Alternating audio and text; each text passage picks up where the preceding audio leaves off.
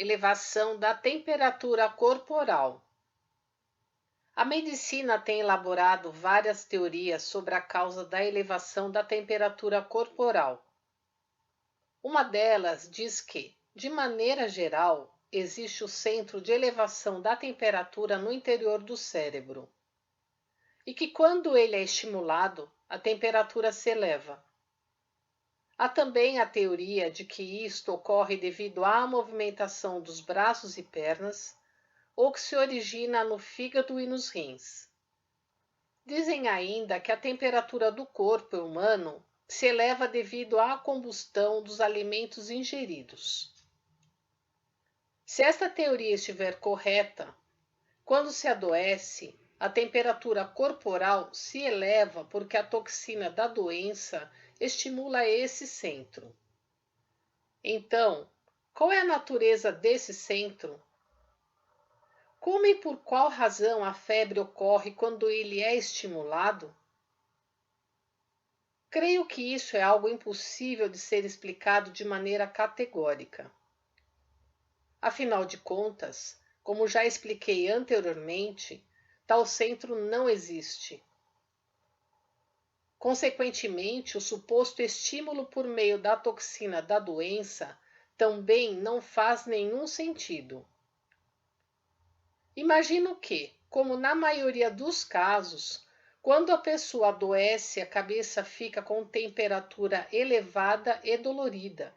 Interpretou-se equivocadamente que existia um centro de elevação da temperatura no interior da cabeça. Por essa razão, é que se recomenda resfriar a cabeça com gelo em caso de doença acompanhada de febre. Quanto à teoria da elevação da temperatura ser decorrente da movimentação dos braços e pernas, é uma dedução simplista do fato de que ela é provocada pelo movimento acrescido do processo de purificação gerado neste momento. No que diz respeito à elevação da temperatura se originar no fígado ou nos rins, penso que seja uma interpretação errônea, porque a maioria das pessoas possui binetsu nessa região por conta da purificação das toxinas aí solidificadas.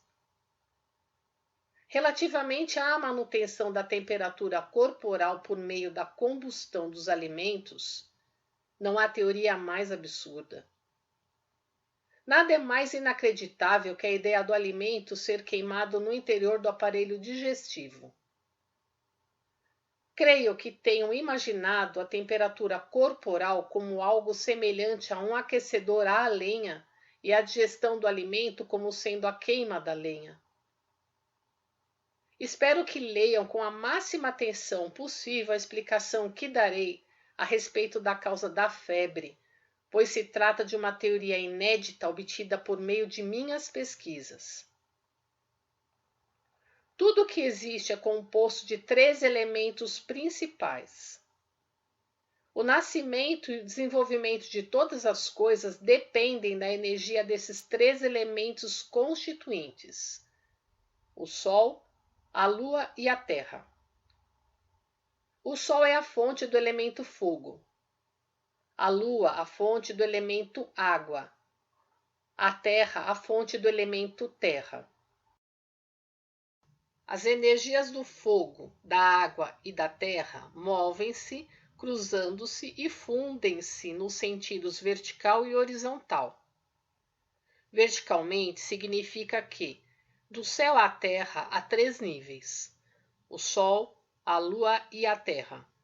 Isso pode ser claramente observado por ocasião de um eclipse solar. O céu é o mundo do fogo, cujo centro é o Sol. O espaço intermediário é o mundo da água, cujo centro é a Lua. O plano terrestre é o mundo da Terra, cujo centro é o globo terrestre. Horizontalmente é o próprio ambiente terrestre em que nós, seres humanos, vivemos. Este mundo real é constituído de espaço e matéria. A existência da matéria é perceptível por meio dos 5 sentidos do homem, mas por um longo tempo o espaço foi considerado vazio. Com a evolução da cultura, nele se descobriu a existência do ar, que denomino provisoriamente de meio-matéria. Entretanto, nesse espaço em que até há pouco se pensava existir apenas o ar, identifiquei a existência de mais um elemento. Denominei-o de Reiki, energia espiritual. Algumas religiões falam sobre o mundo espiritual, sobre o espírito de pessoas vivas e mortas, sobre encosto, etc. As setas e médios também se referem aos espíritos. Com a evolução da ciência espiritual nos Estados Unidos e na Europa, as pesquisas sobre o assunto têm se desenvolvido razoavelmente. As explanações contidas nas obras como Raymond, da autoria de Sir Oliver Joseph Lodge, 1851 a 1940, e registros de pesquisa sobre o mundo espiritual do Dr. Ward são dignas de confiança, mas diferem completamente do enfoque de minhas pesquisas. Por princípio, o elemento constituinte da matéria é a Terra. Qualquer pessoa sabe que toda a matéria surge da Terra e ela retorna. O elemento água é o meio-matéria, é liberado pela Lua e está impregnado no ar. O Reiki, entretanto, não é matéria nem meio-matéria. É irradiado do Sol e é imaterial. Por esse motivo, sua existência até hoje não foi comprovada. Como já disse, a essência da matéria é a terra, a essência do ar é a água, a essência do Reiki é o fogo. Resumindo, a terra é matéria, a água é meio matéria, o fogo é imaterial.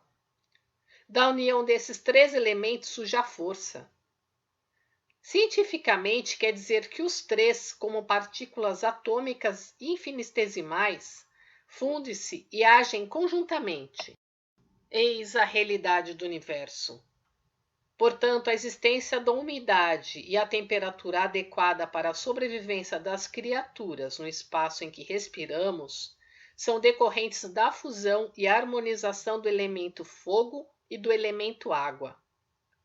Se o elemento fogo se reduzir a zero, restando apenas o elemento água, o universo ficará congelado instantaneamente. Ao contrário, se restar apenas o elemento fogo e o elemento água se reduzir a zero, haverá uma explosão e tudo desaparecerá.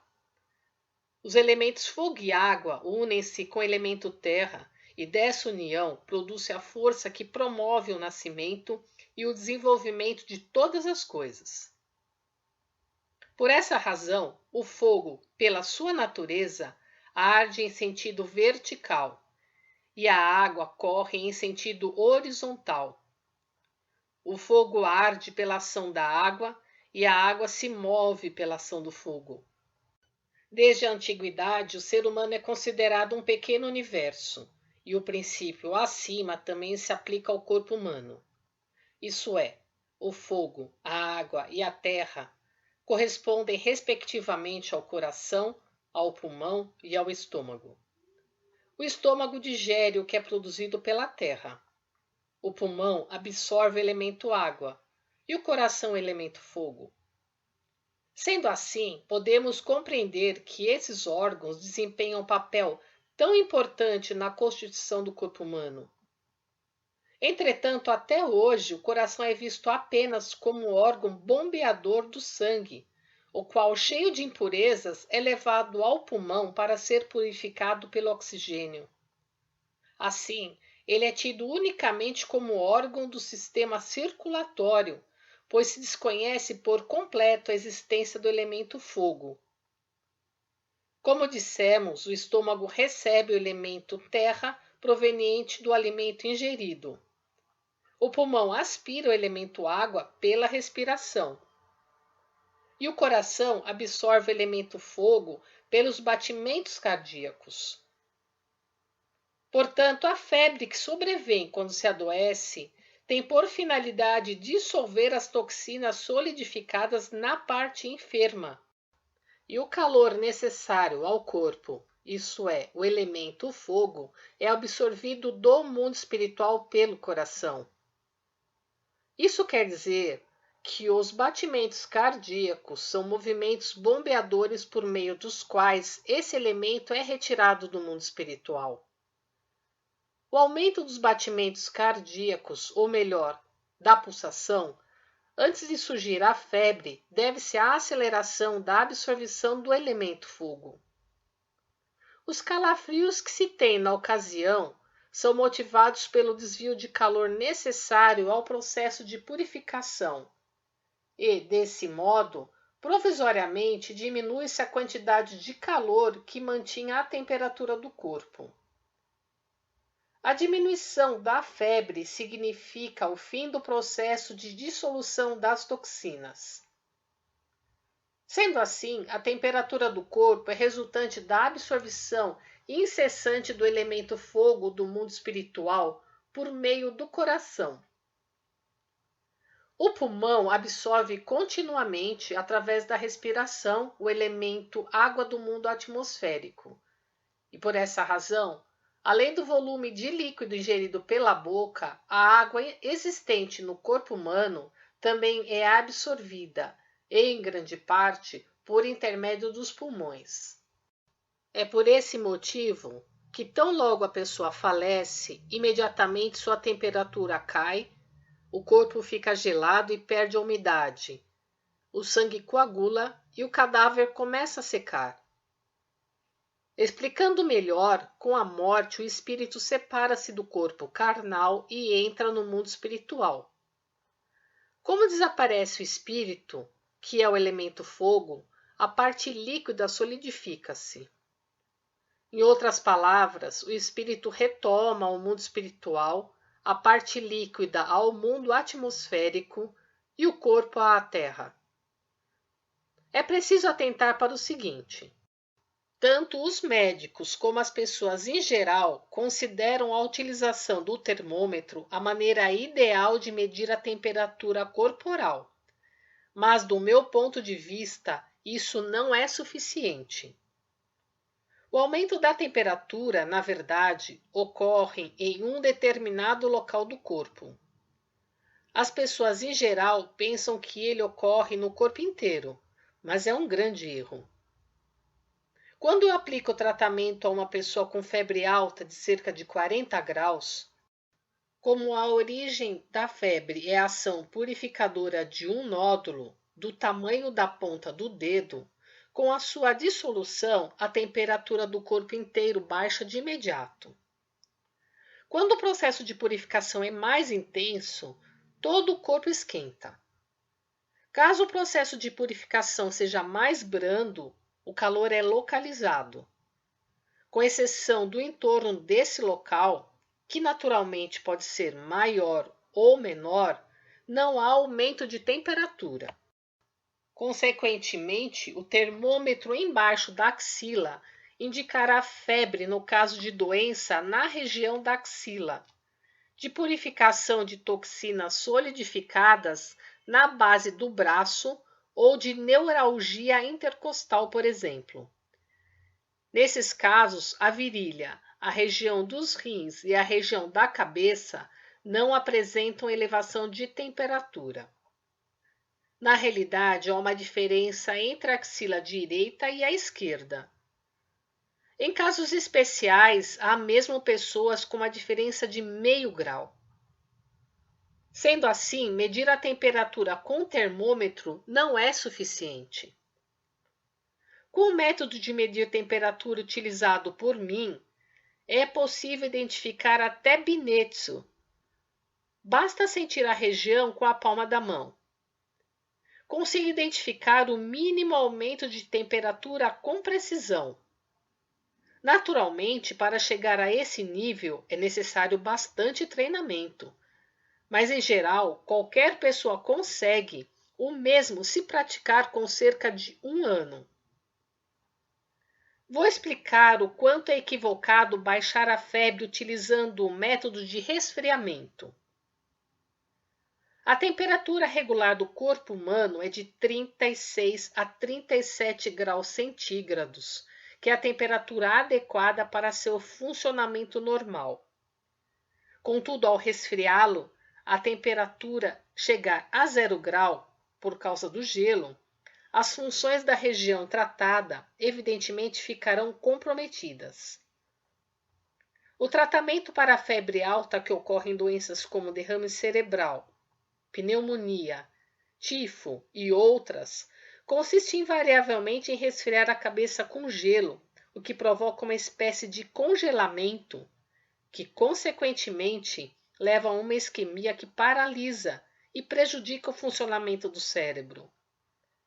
Na maioria dos casos, a pessoa morre não por causa da doença, mas devido ao resfriamento. Conforme dito acima, o resfriamento por gelo não só traz resultados adversos, mas também interrompe radicalmente o processo de purificação.